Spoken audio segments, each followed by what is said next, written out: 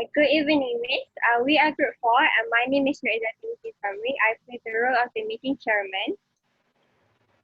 My name is Norina Kamal binti Rizanal, and I play the role of the finance director. My name is Irdina Safia binti Shamsul Iqbal, and I play as the role of director of the faculty affairs. My name is Hamida binti Abdul Hamid, and I play the role of the admission administrator. My name is Aisha Dania Balkis binti Razali, and I play the role of the Human Resources Director in RBIC Malaysia. My name is Ahmad Danish bin Muhammad Fazli, and I play the role of the Marketing Executive. My name is Muhammad Amir Irfan bin Khasnizan, and I play the role of the Academic Dean. My name is Abdul Adib Rahman, and I play the role of the Dean of Students. My name is Mirza Arido bin Fazil, and I play the role of the Global Operations Manager in RBIC Australia. My name is Muhammad Farid Zami bin Ismail, and I play the role of the Director of Human Resources Department in RBIC Australia. Let's begin. If you're all here, let's get started. First of all, I'd like you to please join me in welcoming Mirza Fazil, our Global Operations Manager in Australia. I have invited him to give us an update regarding the international education in Australia. Thank you for having me. I'm looking forward to this meeting. May I also introduce our HR Director in Australia, whom have helped me with the report, Farid Ismail. Good morning, everyone, and thank you for having me. Good evening and welcome, Farid. I would also like to take this opportunity to congratulate Aisha Razali, who has been promoted to be the Director for HR Department for RBIC Malaysia. I hope that this promotion brings all kinds of new challenges and opportunities for you, Aisha. Thank you, Izzati. I am delighted with the promotion and will continue to work hard for the team. I look forward to the additional responsibilities as the HR Director for our branch in Malaysia. Before we begin, I'm afraid our Board of Secretary, Auni Shuko, can be with us today. She is in Kedah at the moment, currently on a bereavement leave. I have Asha to help present Auni's report for today's meeting. Now, let's get started. We are here today to discuss ways of attracting students to enroll in our college when it opens in 2022. First, let's go over the report from the last meeting, which was held on November 13th. Right, Irfan, over to you. Thank you, Izzati. Let me summarize the main points of the last meeting. We began the meeting by approving of the Fair Go and Attainment Internship Program with Inti International College. Afterwards, we briefly revised the problems concerning the requirement of HR staff for the new faculties. Then, we moved forward with a discussion regarding the details and mission for our third culture exchange program with RBIC Australia, which was discussed on November 13. Before closing the meeting, we agreed to brainstorm the discussed ideas on ways to attract students to enroll in our college in the next meeting. Next meeting was declared closed at 1825. Thank you, Irfan. Without further ado, let's move on to today's agenda. Have you all received a copy of today's agenda? If you don't mind, I would like to briefly go over item 1, report on the international education in Australia, presented by Mirza and Farid. Then we'll take some time to on item 2 for an update on our third cultural exchange program. We will also take some time to discuss item 3, updates on staff recruitment for the new faculties. And we will also spend most of our time discussing about item 4, which is our main item on today's agenda. Let's start. I have asked Mirza to join us today for an update on the statistics of international education in Australia.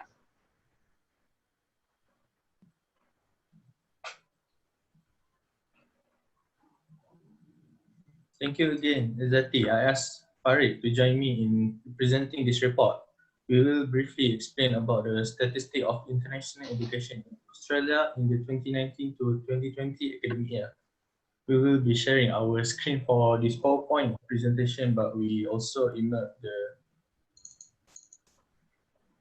the report to everyone on November 20th for a more detailed reference.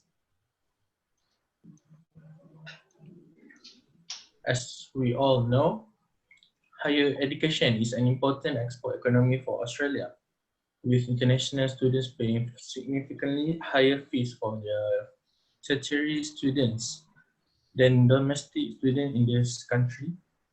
An internationally recognized qualification from an Australian university is appealing to many foreign students. Australia's major competitors in this sector include its neighbor New Zealand, Canada, United States, and United Kingdom. Chinese students make up the largest proportion of international students in Australia. In page 3 of the report, we have included two different charts regarding this matter. In 2017, out of the 624,000 foreign students studying at higher education institutions, around 184.5 thousand originated from China. Management and Commons courses were the most popular course for international students to study, followed by engineering, society and culture, and information technology. In the same year, around 30 billion Australian dollars were generated from international student expenditure, a value that has been increasing consistently over the past year. Chinese students studying onshore on student visas contributed over 10 billion Australian dollars in the year alone. According to Times Higher Education, the University of South Australia ranked the highest in terms of share of international students in the 2019 to 2020 academic year. During the period, around 46% of the students enrolled in the University of Melbourne were international students. As you can see in the bar graph provided on page 5, the Royal Bond International College ranked the fourth in terms of share of international students in the 2019 to 2020 academic year. We are hoping to increase our rank by early 2024 to 2025 in terms of share of international students. That will be all for this report. Thank you. Right. Thank you, Ms. and Faris, for the update.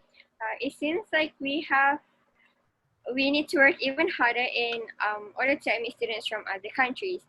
This is something that we should discuss more in our next meeting. So let's move on to item 2. You have the full details regarding the program. Yes, thank you, Izati. I will also be presenting using PowerPoint presentation. All right. Okay. As a brief summary and reminder, this is not RBC's first cultural exchange program. We have launched this program twice, and we launched two of our branches in other countries. First one was in China, and the second one is in Japan. For both these countries, we have successfully admitted more than 200 students every year. We hope that we will able to achieve the same success or if not better achievement than the two countries.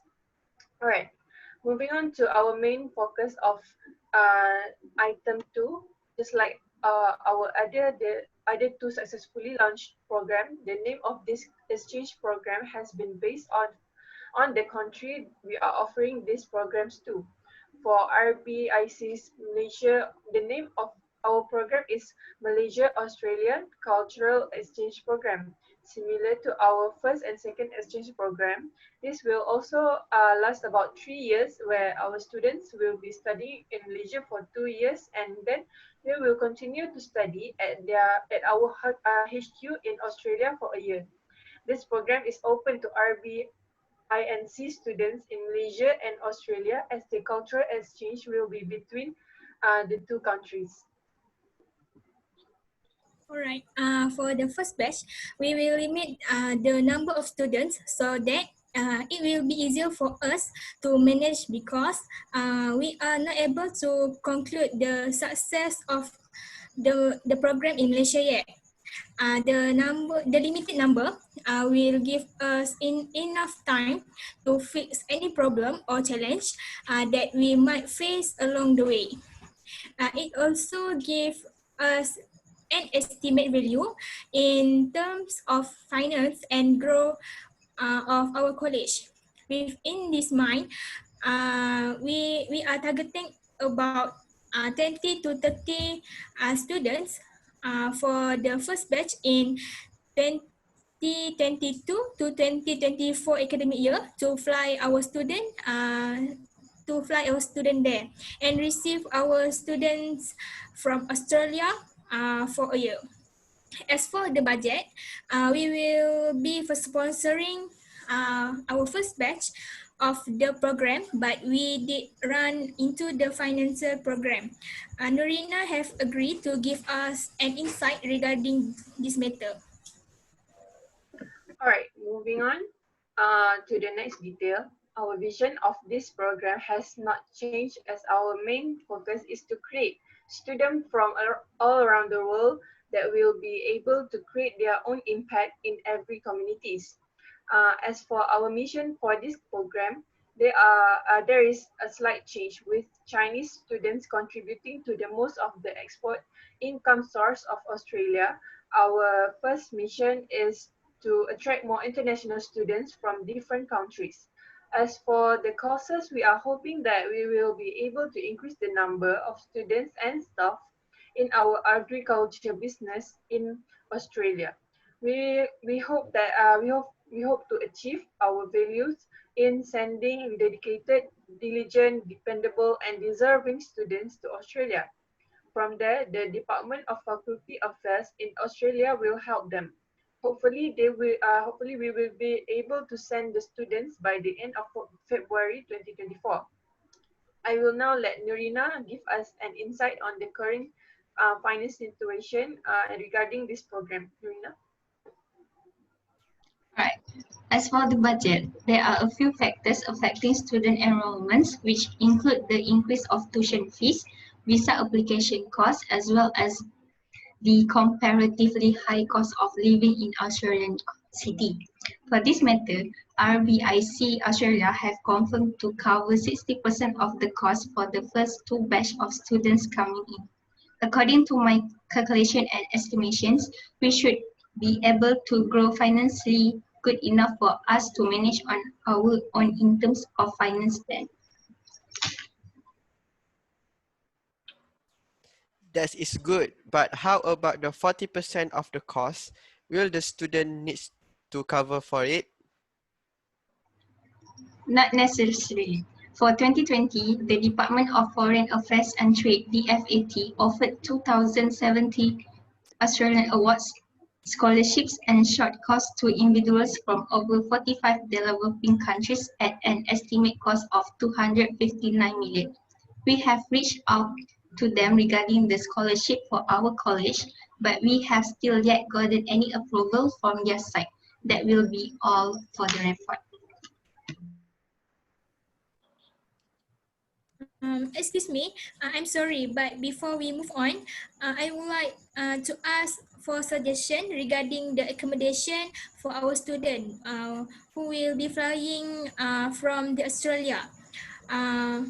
The dorms that usually accommodate to RBIC exchange students was reported to be unavailable for any new student until the 2024 students graduate as well of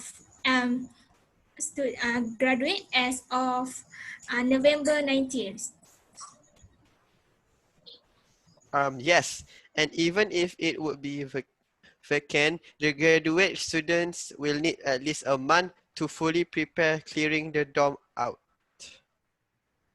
Well, then, how about host families? We can have our students stay with host families of choice during their first few months in Australia. Oh, I apologize. But I'm not sure if I understand. What actually do you mean? Well, since the dorm on campus for our exchange students in Australia will not be vacant until mid-2024, our students from Malaysia can stay with a host family in Australia. We can ask if there are any families who are willing to volunteer and take in our students for the first 4 months in Australia. We did the same for my university before this, and the feedback from both families were positive. I'm sure there are a lot of families who are willing to volunteer and offer their home. I think that's a great idea. My team can help with the surveying. We'll need the full details and we can do a mass announcement and advertisement about it. Hopefully, We will be able to have a list or two of families that can help our student by 2023. I agree with this idea too. It can help the students adapt to the environment, practicing their English and even increase their soft skill with the help of their host family. We can even do with our students from China and Japan as well. Well, if everyone agrees, I'll make sure to let the HQ know about this, and I will update everyone on this matter in our next meeting. I think that should be all for item 2 as we have reached our time limit. If there's anything to add regarding the exchange program, let's discuss it in our next meeting. Now let's move on to item 3. I believe that Farid have agreed to give a recap on our new program with INTI International College. Yes, we have agreed to partner with INTI International College to launch a new program called Fair, Go and Attainment Internship Program. In this program, we will offer internship opportunity in Australia to engineering students as well as medical students from INTI. They will be following the program for a total of 2 years and 8 months. 2 years of study in Malaysia and 8 months of internship in Australia. For the 2 years, students from INTI who will join our program will be attending our college for easier management on our side.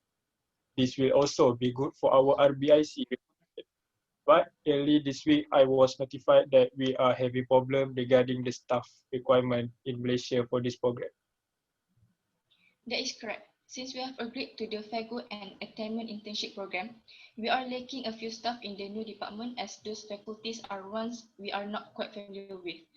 We also need candidates for the new position of Dean of Engineering and Information Technology Faculty, as well as the Dean of Medicine and Health Science Faculty. Actually, I have reached out to INTI International College about this matter and we have received a few recommendation letters from the college. Although we have recruited the Dean for the Faculty of Engineering and Information Technology, we are still waiting for a response to recruit for the second department. If you like, I can recommend someone from our team in the same department with an offer to work in Malaysia. I think that would be a good idea if they are willing. We need someone that can help our HR department to prepare for the changes of new faculties. Thank you. Yes, we will need to make some time for our current HR team to prepare. I hope that we will be able to have an updated report regarding the recruitments.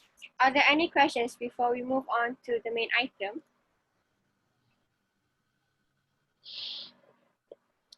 I would like to confirm the accommodation regarding the student from INTI who will be staying with us for 2 years until they can fly to Australia for their internship. As for of now, we have confirmed the accommodation for our future RBIC students, and since they will be vacant, will they be staying there as well?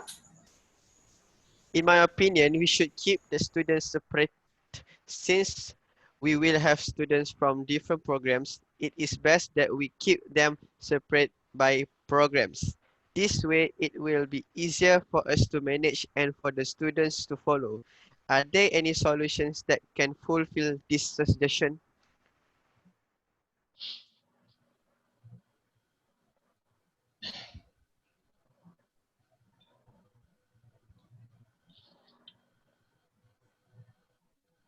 Are there any suggestions?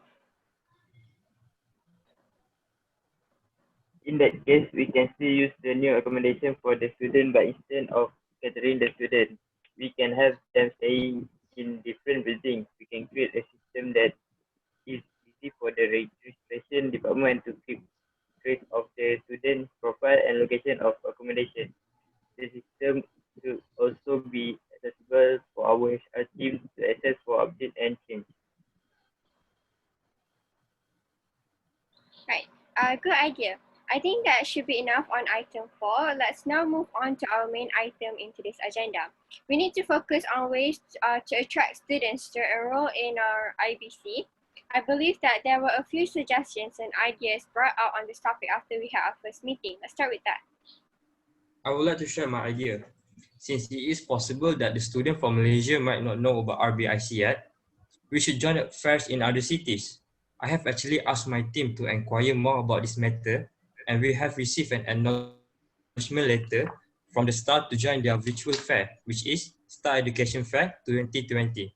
They emphasize that they are thrilled for us to join the early next year. We just need to confirm our attendance by December 15 this year. Suggest that we look into schools who are organizing this event for their students.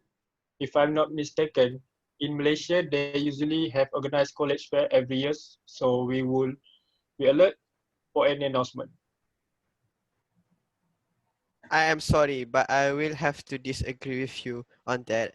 In my opinion, we should not wait for any announcement from the schools, as the chance of being unprepared in time for the fair is high. I suggest that we survey some of the schools and reach out to them. This way, when the school have decided on the date of the college fair event, they will only need to inform us about it. Yes, I agree with this suggestion. We should be prepared in advance to avoid any mistakes. True, though the chances of advertising physically are very low with this ongoing pandemic, I believe that with good planning and preparation of a virtual fair, we might able to attract enough students from different schools by early 2022. With offer of Leisure Australian program and the launch of Fair Go and Attainment Internship program, there is possibility that there will be more than enough students walking through our gates by late 2022. I think that joining college fair is a great idea, and I can confident that we will be able to pull it off since we have done it a few times for our branch in China and Japan. But is that the only thing that we will do? I feel like since the world is already connected online, we should use his advantage to promote our college in Malaysia. The social media platform is a good place to start at. What do everybody think about this? I strongly agree. Since everything is so easily accessible with the internet at our fingertips, we should create our own social media accounts for RBIC Malaysia. We will be able to do mass advertising on different platforms such as Instagram, Facebook, and many more. Please take note that we will need to be updating on the accounts consistently. Even when there are no special or important announcements, we still need to interact with the audience. This will prevent our audience from getting bored. In my opinion, we should not exclude the other opinions of advertising methods such as display advertising, print advertising, broadcast advertising, outdoor advertising, and so on. With display advertising, we can create a video to share, and through print advertising, we'll be able to get RBIC's name out in local newspaper and magazine. We can advertise in Australia too. This way they'll be able to keep track of all RBIC's activities in other countries. Thank you for the suggestion. I will take note of this and my team will try drafting the ideas. I will have a soft copy of the draft by our next meeting. Right. All of these ideas are great for the item. Are there any other ideas regarding our main item on the agenda? I have an idea that we might be able to organize in time. Why don't we open our college to the public? We can do it every year as a tradition for RBIC. Excuse me, I'm sorry, but I don't think I follow. Can you explain more? Well, by opening RBIC Malaysia to the public, not just the locals, but anyone will be able to join us on campus and take a look around.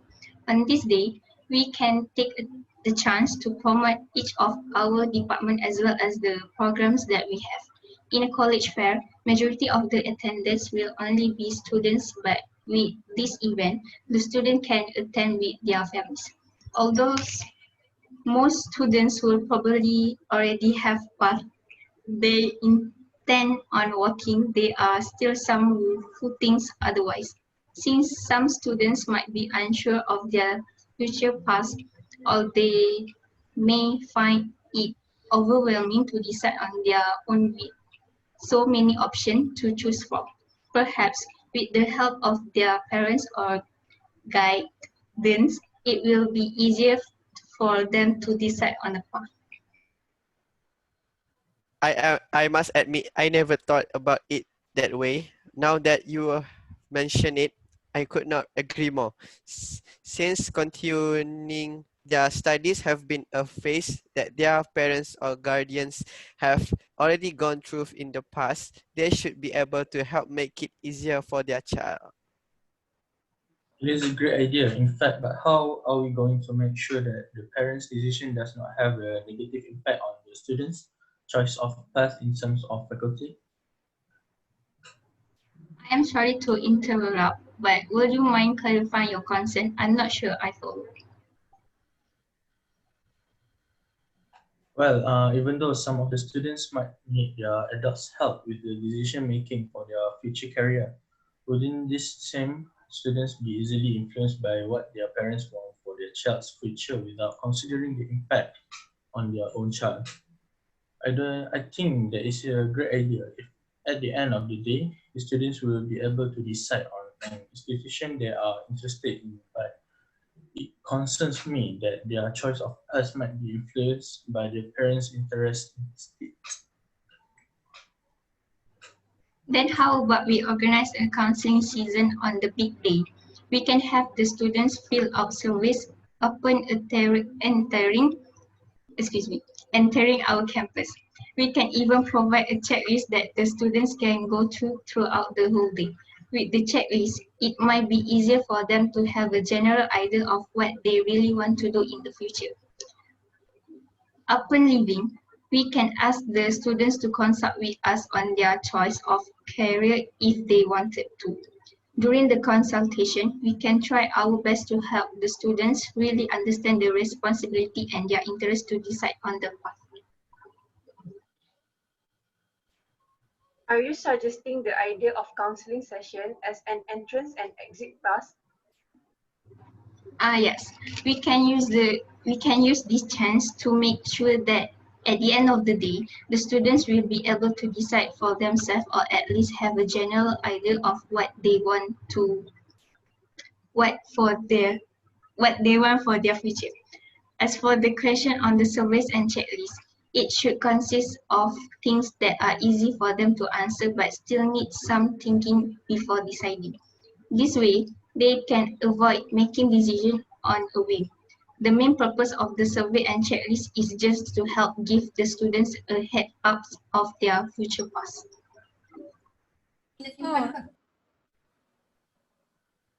Oh, that is amazing idea. If we were to organize this event, we will need to be consistent and organize it every year. My only concern is that will be my only concern is that we will not be able to organize such event once we have admitted students into our college, as our hands will most likely be filled with the activity for our students. Well, then I suggest we let our students to organize the events. By 2023, I'm sure we will have enough students to take care of the event from the beginning to the end. We will not need to worry about attracting the students on our very own every year. We only have to supervise and guide them if they need help with the event. By allowing them to be in charge of the event, it can help improve their soft skills and build up their confidence. I really like this idea because then it will help them prepare for working environment and practice their customer service for when they enter the business industry. This will allow our students to promote their own department and the program themselves. Since they know their faculty the best, we can ask the students of each of the faculties to be creative and come up with terms of their choice to attract future students of RBIC to join their faculty.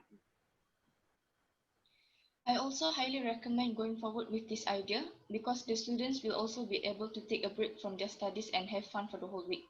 We can organize it like a festival for a week, a festival where the family of RBIC will be able to just let go and enjoy the week without stressing about studies and work. Of course, we won't be able to have fun all the time, but I think that it'd be nice to get to know our students and keep ourselves updated on campus through this 1 week event. Since Malaysia is made up of multicultural society, we should open our campus to the public to celebrate special occasions together. Celebrating holidays such as Raya, Deepavali, and Chinese New Year with the public can help our students learn more about the diverse cultures and religions. With this, hopefully they will be able to have perspective that can inspire creativity and drive innovation. We can also ask the student to organize events where they will be able to interact with the members of the public on different interests, such as fundraising campaign or community service events. We can advance the event to help get the world around faster and easier. We can even keep the rest of our RBIC family updated on the activity in Malaysia through social media or print advertisement. Right, we can invite local reporter or publication companies to join us during the festival week. This way, we will be able to advertise RBIC more every year. If we are able to get in touch with local or well-known journalists, we might even be able to get a review on our college environment for the students. My team and I can find out if there are any advertising outlets that are willing to join us during the event. Right. Thank you, everybody. But unfortunately, we're running short of time. We'll have to leave our discussion to another time. Right, before we close, let me just summarize the main points. Firstly, we are waiting for approval of scholarship for RBIC students from the FAT. Our HR teams need more time to recruit staff for the FAGO and attainment internship program. A survey will be completed to collect data on host families in Australia. The results of this survey and a report on this will be presented by Farid during our next meeting on the topic, if possible. We need a full proposal report on joint accommodation for all students on campus. We will join public college first to promote RBIC Malaysia. We will use different types of advertising methods to be able to reach out to further audiences. We will have an open day event to interact with the public during special occasions. We will need a full report and proposal on having our future on-campus events be organized by RBIC students by mid-year 2021. Right. Thank you very much, Aisha. Right. It looks like still we've covered the main items on our agenda for today. As for our next meeting on the same topic, I like to keep it short. So let's meet at 2 o'clock. Is that okay for everyone? Yes. Yes. Yes, sure. Excellent. I'd like to thank everyone for your hard work and ideas today. The meeting is now closed.